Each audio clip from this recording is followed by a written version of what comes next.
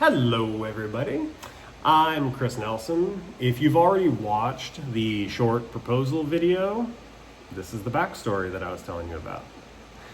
So, how we got here, decisions I made, the challenges along the way, some of the mistakes, and what we've learned from those mistakes. So early background, when I was 17, my dad got sick with COPD, which is a breathing disorder. He was retired at that point, but he couldn't afford his oxygen equipment. I kind of put my own plans on hold. I was planning on going down to California and being a motorcycle mechanic for a race team down there. I put those on hold and decided to work for NADAC, the business that we're talking about, since I wanted to, help him since he was my dad. I didn't know much about business. I learned about taxes, payroll, and debt the hard way. And sadly, when I started working for NADAC, I was being paid a wage that was fairly below the poverty line. So I wasn't making a lot of money. It's a consistent issue for a while there in my early life. Even with that, I did want to improve NADAC. Back then, all the event data was in Excel, like point updates took 6 months back then, I believe. So I taught myself how to code, how to work with relational databases, web tools. Within about 6 months, we got it to where results were getting uploaded monthly. And actually now results are uploaded instantly. As soon as the club hits submit, they're actually instantly viewable by the participants. So we made some pretty big strides in that regard. That was my first big contribution to NADAC. From there, I expanded my role, kept taking on more and more responsibilities, better websites, better communication, better systems. And then in 2014, I found out I was going to be a dad.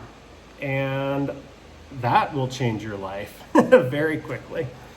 So I started running more trials. I negotiated a profit sharing agreement with my mom, who ran NADAC at the time, for me to get a percentage of the profits from trials that I ran to help with my daughter.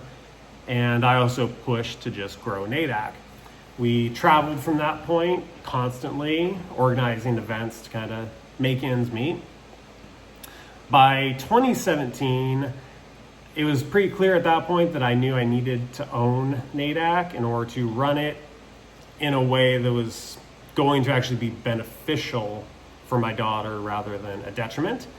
Me and my mom had a talk that year, and we agreed that the best option moving forward was for me to purchase NADAC and run it going forward. So I bought it with an SBA loan as well as a contract, so that percentage of our profits each month went back to my mom until the total debt was paid off. The biggest mistake I made there is I didn't secure working capital. I assumed that the revenue from the business would cover what all of the payroll and debt repayments to buy NADAC as well as the SBA. And it would have, but the issue at the time is that more than what should have been kept to repay me purchasing NADAC monthly was kept a lot. So instead of us having 100% access to the funds that were coming into NADAC to be able to use them to run NADAC debt-free, we were getting a lot less. The good news on that is that it was paying down my debt very quickly because that money was owed to my mom for me purchasing NADAC, and it was getting paid quite aggressively. The bad news is that it then put us into a position where we didn't have the monthly revenue to run things the way that I would like to. So within a couple of months of me purchasing NADAC, I had to borrow about $20,000 from someone in the agility community just to run our first championship event, because we also didn't get access to any of the bank accounts, PayPal accounts, anything like that. So we started at zero and then went negative from there. within our first 6 months of owning the business. We made steady improvements over the years, but winters meant short-term loans. That first winter, we basically didn't have the money to pay our obligations. So we took out just a PayPal working capital loan, which costs a decent amount of money. And then they also take out a certain amount that you make each month to pay back that loan. So that became our survival pattern in those first few years. Take out a loan in the winter, pay it off in the summer, and then rinse and repeat. And then COVID hit and trials stopped overnight. It's just through crowdfunding, virtual programs, and an EIDL loan, which was fairly large, is what kept us afloat. But it also meant more long-term debt, and again, higher numbers. So after COVID, our income returned back to pre-pandemic levels. Our payroll had increased during this time because we had actually started putting in a lot more work because of COVID. And also we were making enough money at this point that we could pay everyone a living wage. Up to this point, 2019, we were all still basically essentially getting paid minimum wage. Very little, very, very little. So throughout this, 2019, 2020, 2021, 2022, we slowly upped our payroll to where everyone's making a living wage. We can afford to buy our groceries. We all have health insurance now. We never had health insurance before, little things like that. And that was great. So after this, once our payroll stayed higher, because we moved everyone to a living wage, and our winter loans started compounding. So we started getting to the point where we had to take more money out to cover the winter because of our higher payroll. And in return, it was taking us less. We weren't going as far into the winter as we would have normally.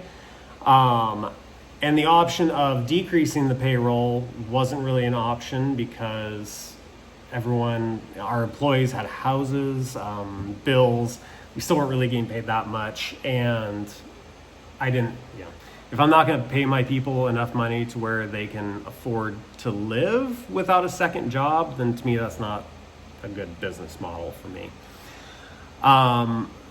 So reducing our payroll and going back to paying our people,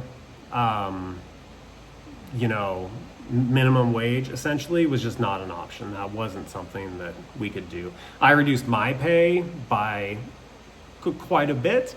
I basically reduced my pay to the point where it just covers my, living expenses, and that's it. So that happened. And then 2024 championships was hit by COVID mid-event. We had very expensive last minute fixes, and that caused more debt going into the winter. It was at this point that I started realizing we're probably going to have to refinance that debt to keep NADAC viable financially, or sell NADAC to Amanda and Jimmy, and that would be their way of consolidating that debt and making those payments more manageable.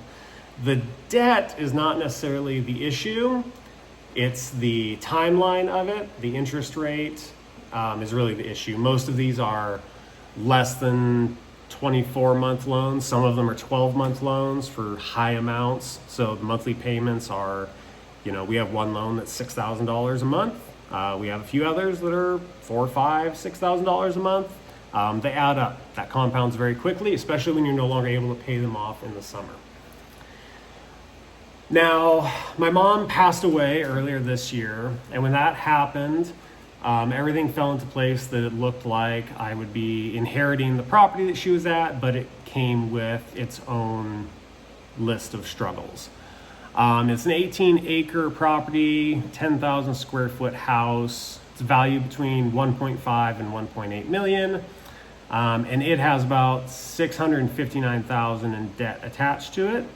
$538,000 of that is from the owner carry contract for the property, and then the remaining 122, whatever that might be, is credit card debts, property taxes, all that. So I saw an opportunity to basically keep the rescue running that was running on the property, which would continue my mom's legacy, which I thought was a good thing.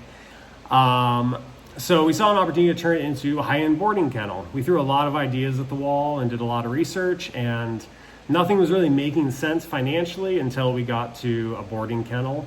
It requires the least amount of retrofit for the property, lowest cost. Most of the work can be done by myself and Jimmy and Amanda. Not a lot of skilled labor that's going to be required. It's all very basic stuff to get everything rehabbed and where it needs to be. And after that set, that would basically operate the property without any issues. Even at 10% capacity, it would pay for everything, no problem whatsoever. And then everything above that 10% capacity would be profit. And that would scale, our employees and everything would scale with that. So obviously in the beginning, it'd mostly just be me and whoever else we happen to hire. And then as reputation builds and we get more customers, we would scale for more employees, higher-end services, etc. So with the right investment, we can remove the debt burden and put both NADAC and the GIST property in a pretty strong position to be profitable in the long term. And that's really what it all comes down to. And NADAC is a good business. It has a very steady income. We just had a few bad years. COVID really hurt us in kind of the opposite way of what we were expecting. COVID increased our VT income to, like I said, the point that we could pay our people a living wage. And then as that VT income went back to pre-COVID levels, started causing issues with everything else. We really don't want to raise costs to our competitors if we can avoid it. We did raise costs for trials by 50 cents per run for dogs quite a few years back now. I really don't want to raise prices again, especially because all the other venues are much more expensive, and I really would like to stay affordable. I'd like the sport to be accessible for people and not become so expensive that people can't compete. So that's kind of the short version. I know you've been watching this for a while, but the short version of how we got here. If you'd like to know more, I'm sure we can do like a live event, or just email me, call me, whatever the case may be. We can talk about it if you'd like to know more details about, how NADAC's debt came to be, kind of long-term plans for the property, all of that. But hopefully that answers some questions. So I hope that everyone's having a good day. Take care.